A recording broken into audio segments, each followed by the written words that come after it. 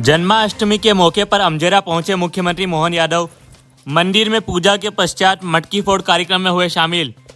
मुख्यमंत्री डॉक्टर मोहन यादव ने जन्माष्टमी के अवसर पर धार जिले के पौराणिक अमका झमका मंदिर में पूजा अर्चना की।